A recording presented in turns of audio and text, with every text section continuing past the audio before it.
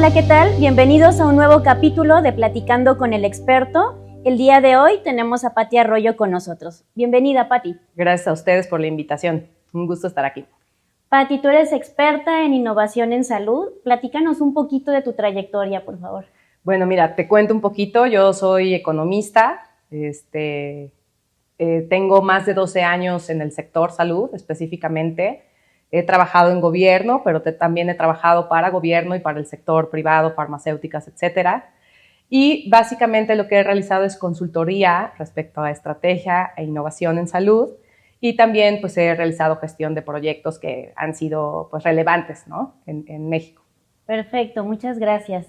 Oye, pues platícanos un poquito de cuál es la situación de la innovación en salud en México y pues desde tu perspectiva como más bien digital.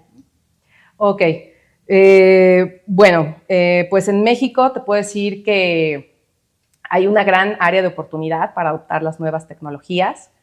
Si tú observas a los ecosistemas más innovadores que están ubicados en la Ciudad de México, en Monterrey, en Jalisco, exactamente, ¿no? Puedes ver que hay muchísima innovación. Sin embargo, pues hay muchísimas áreas de oportunidad. Te puedo decir que recientemente salió un reporte de la OCDE en donde decía que México es uno de los 3 países que no cuenta con un plan o una estrategia nacional de salud. Y esto es muy importante. ¿Por qué? Porque quiere decir que hace falta rectoría que guíe el camino de la innovación en términos de salud digital en México. Y esto sería de muchísimo provecho, pues, para hacer link entre las necesidades de la población, de la nación, con lo que puede ofrecer los mercados, tanto públicos como privados. Ok, y ahorita que tocas este tema de los mercados públicos y privados, ¿realmente qué tanta diferencia hay entre esta parte de la innovación y cómo nos está impactando a la población? Bueno, pues creo que ambos sectores tienen áreas de oportunidad. En el sector público se están haciendo esfuerzos, pero te puedo decir que son aislados, no articulados. Y pues bueno, uno de los ingredientes principales de la salud digital, por ejemplo, podría ser la adopción del expediente clínico electrónico. Entonces, para darte un dato muy sencillo, la mayoría de los sistemas de salud lo tienen, pero si observamos los sistemas estatales de salud, en su mayoría siguen utilizando ficheros y registros en papel, ¿no? Entonces ahí nos podemos dar cuenta de que en muchas clínicas y hospitales aún no están preparados para la adopción de la tecnología. Y te puedo decir que aquellos sistemas de salud públicos que la han adoptado muy posiblemente hayan pasado la transición del uso de papel al uso digital, ¿no? Pero hay que ir más allá. Por ejemplo, ¿qué se está haciendo con toda esa información clínica de los pacientes, de los usuarios? Se está analizando, se está viendo con ojos de estrategia. Entonces falta también un tema de explotación de la información. Claro, la minería de datos. La minería de datos, la analítica, ¿no? Explotar esa información, porque me parece que hasta ahora lo que ha sucedido es que hemos pasado a digitalizar los procesos y posiblemente nada más. En el área privada te puedo decir que hay muchos esfuerzos. Si tú observamos hospitales que tienen muy buenas tecnologías, que son hospitales de punta. Sin embargo, cuando vemos el sector en el agregado, observamos, y creo que todos como ciudadanos, como usuarios lo hemos visto, vas a un hospital privado, pero sigue estando no conectado dentro del hospital, ¿no? Tú vas con un especialista, él tiene su propio expediente, vas con otro, él tiene su propio expediente, te envían al laboratorio, no envían los resultados directamente al médico. Entonces, internamente dentro de los hospitales todavía falta una ingeniería respecto al uso de las tecnologías en la conectividad, ¿no? Eso por un lado. Por otro lado, México es enorme. Entonces, hay un sector de clínicas, de hospitales en los municipios, en las localidades que aún no han adoptado las tecnologías y que siguen trabajando de la misma manera que siempre. De tal forma que falta integralidad, ¿no? Y falta modelo y falta adopción de tecnología. Hay todo un mundo por aprovecharse. Claro, falta como toda esta planificación y estructura, no solamente en uno de los sectores, sino que se integren los dos sectores y dentro de cada uno de los sectores, ¿no? Y qué importante esto que nos comentas, que inclusive entre el mismo hospital, aun cuando son hospitales pues que se pueden comparar a lo mejor internacionalmente, no se tiene completado este modelo, ¿no? Entonces, qué importante, ahora sí que un llamado hacia los integradores de estos servicios para que empiecen a trabajar como de la mano, ¿no? Sí, exactamente, generar modelos integrales, ¿no? Es decir, tener las tecnologías, pero no de manera desarticulada, sino unificarlas y sobre todo, bueno, pues las tecnologías responden a unas lógicas de negocio. En salud, pues es la gestión clínica, cómo se gestionan los servicios de salud. Entonces, eso creo que también es un punto muy importante que hay que recordar. Muchas veces en la innovación que implica tecnología, pensamos mucho en el modelo de negocio y pensamos mucho en la propia tecnología, que haga cosas increíbles, que se conecte, que tenga mil soluciones. Pero el tema es que la base de todo tiene que ser la ciencia. ¿Cuáles son los procesos adecuados? ¿Cuál es la gestión clínica adecuada? ¿Cuál es el modelo de atención adecuado? Claro, perdemos de vista como la aplicación por ver la parte como innovadora y como más visual, ¿no? Por ver la parte tecnológica, exactamente, podemos estar perdiendo riqueza en la parte de modelo. Muy bien. ¿Qué sigue ahora, no? ¿Qué vamos a hacer en México ahora que ya tenemos este reto de la aplicación del expediente clínico? Bueno, uno de los retos que yo te puedo mencionar, mucho hablamos del tema de la seguridad de los datos, que por supuesto es un tema importantísimo, ¿no? Desde el punto de vista de ciberseguridad y desde el punto de vista, pues, de que nuestros datos en salud están en manos de diversos proveedores. Ese es un tema fundamental. Otro tema fundamental, me parece a mí, es reconocer que los ciudadanos somos los propietarios de esos datos y que como propietarios de esos datos, pues podríamos tener mayor acceso y mayor dominio sobre ellos. ¿Con esto qué quiero decir? En otros sistemas de salud se ha analizado y se ha observado que va a ser muy difícil integrar un solo expediente, ¿no? A través de un sistema nacional de salud. Pero lo que sí puede pasar es que si la persona es dueña de sus datos y se maneja el tema como portabilidad de datos, ¿no? A lo mejor de manera encriptada, de manera electrónica, que sea el usuario que sea quien va llevando sus datos con los diferentes proveedores, marcando unas reglas del juego y unas reglas de seguridad para que esos datos no puedan ser manipulados. Pero pienso que es una forma muy buena que están adoptando los modelos, los sistemas de salud europeos, que son sistemas universales, en el reconocimiento que el ciudadano es el dueño de los datos y en el reconocimiento que posiblemente sea más fácil integrar así la información que tratar de unificar a todos los sistemas. Claro, sobre todo viendo hacia dónde va nuestro sistema ahora con estos cambios que hay hacia la universalidad, pues cada quien necesita a veces asistir a una u otra institución y justo de esa manera no perdemos la integridad de nuestro expediente. Sí, claro, para llegar a ese punto, pues se necesita mucha regulación, también mucha inteligencia en términos de tecnología, etcétera, pero podemos aprovechar precisamente el camino que ya han empezado a caminar en otros países.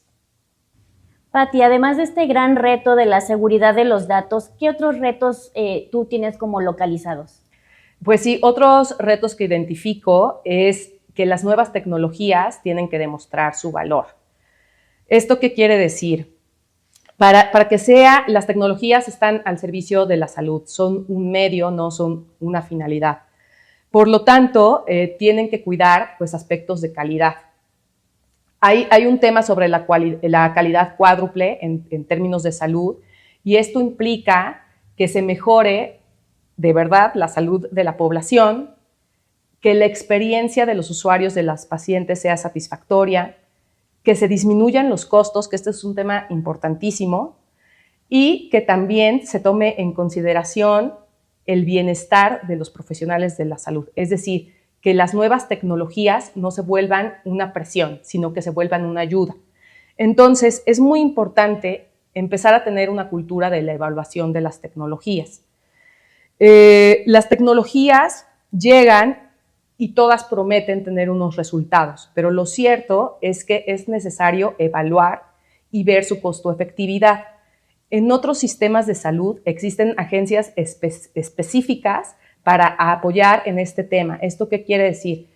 Quiere decir que evalúan antes de que el sistema público, por ejemplo, compre una tecnología, primero tiene que mostrar su valor, es evaluado y es comparado con otros productos, si no, no lo pueden adquirir. Y creo que ese es el brinco que tenemos que dar en México, empezar a demostrar el valor, ¿no? El tema de los costos es súper importante, la adopción tecnológica en el corto plazo siempre incrementa los costos. Es en el mediano y en el largo plazo cuando se cumple la promesa de eficiencia en procesos, de eficiencia en tiempos, de eficiencia en resultados y de disminución de costos. Pero antes de eso, pues tenemos que justo analizar que todos esos criterios se cumplan, ¿no? Otro tema muy importante es el tema de la alfabetización digital. La experiencia en general global dice, incluso en países desarrollados, que pues es un cambio cultural, ¿no? Tanto profesionales como para los ciudadanos. No todos tenemos las mismas capacidades para utilizar las tecnologías. Entonces, esto puede ser una barrera para una óptima adopción de la tecnología. Y es un tema a tener en cuenta. Al final del día somos una generación que estamos viviendo esta transición tecnológica. Claro, y aún cuando nosotros de niños nos tocó como ya empezar a usar la computadora y demás, la tecnología va avanzando tan rápido y, por ejemplo, ahora estos sistemas de inteligencia artificial y demás, que de pronto dices, ay, espérame, ¿no? ¿Cómo lo utilizo? Justamente esta parte en la que dices que sea realmente de uso para el profesional, ¿no? Y muchas veces, justamente en calidad, nos enfocamos al paciente, que es sin duda muy importante, una parte muy importante, pero si el profesional de la salud no está tan bien como cómodo con la tecnología, involucrado en la tecnología, pues al final no va a ser del uso correcto, ¿no? Esta tecnología para el paciente. Creo que en esta época pensamos mucho en la tecnología como si fuera la solución a todos los problemas. Es una gran herramienta, van a ser una gran herramienta para lograr resultados, pero no es todo. Hay que ver el tema de salud de manera integral con todos sus componentes. Y el tema del cuidado al profesional de la salud es indispensable. Claro. Imaginen en el escenario de un médico, de una enfermera, que tiene que atender a un cierto número de personas durante el día y que además tiene que empezar a adoptar nuevas tecnologías, hacer buenos registros, entender bien al sistema, etc. Entonces, las tecnologías tienen que ayudar y hacerle fácil la vida a los profesionales de la salud y no al contrario. Claro, tienen que ser muy amables, ¿no? Sí. O sea, muy accesibles y además también eso ayuda a que la curva de aprendizaje sea mucho más rápida y el beneficio hacia la institución o hacia el paciente sea mucho más rápida, ¿no? O sea, esta curva que tú me decías no es inmediato, no se va a ver el beneficio inmediato, el que sea accesible para el profesional, pues va a ayudar. Exacto. Y las tecnologías pues tienen un potencial enorme. ¿A qué nos van a ayudar? Nos van a ayudar a acercar los servicios a las personas. ¿De qué manera, no?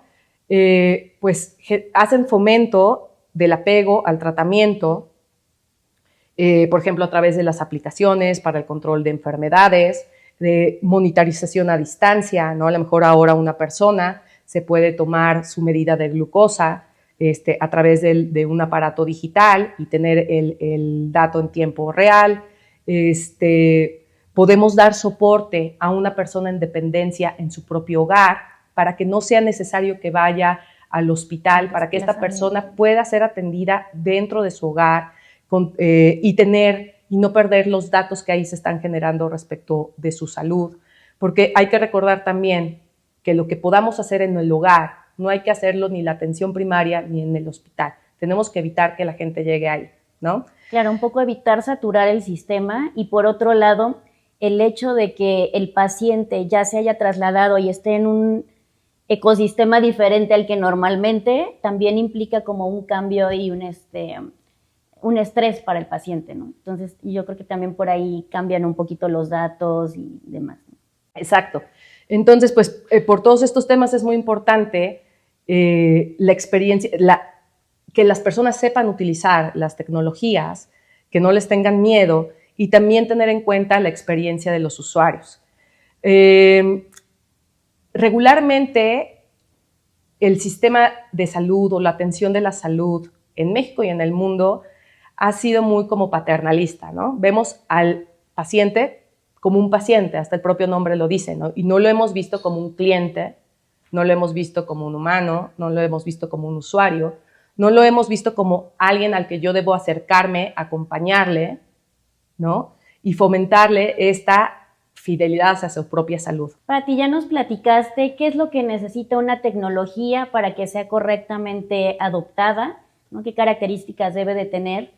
Y ahora mi pregunta es, en la situación actual en México, ¿qué necesitamos ahora? ¿Hacia dónde vamos en cuanto a la adopción de tecnologías para mejorar esta calidad de vida de la población, esta situación actual?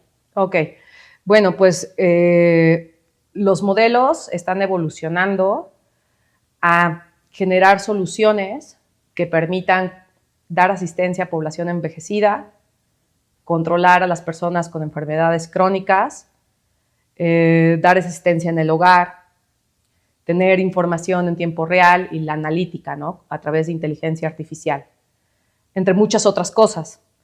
Pero hay que ser muy aterrizados al contexto mexicano. Creo que es muy importante analizar muy bien cuáles son las necesidades de la población mexicana, cuáles son las problemáticas y por qué ha sido tan difícil controlar cierto tipo de enfermedades, ¿no? Y alinear esas necesidades con las ofertas de mercado. Entonces, es muy importante adoptar tecnologías que posiblemente siguen siendo las más básicas, pero que son necesarias. La adopción del expediente clínico electrónico, en el caso tanto del sistema público como el privado, porque no todos lo tienen. Hacer que este expediente explote sus datos, ¿no?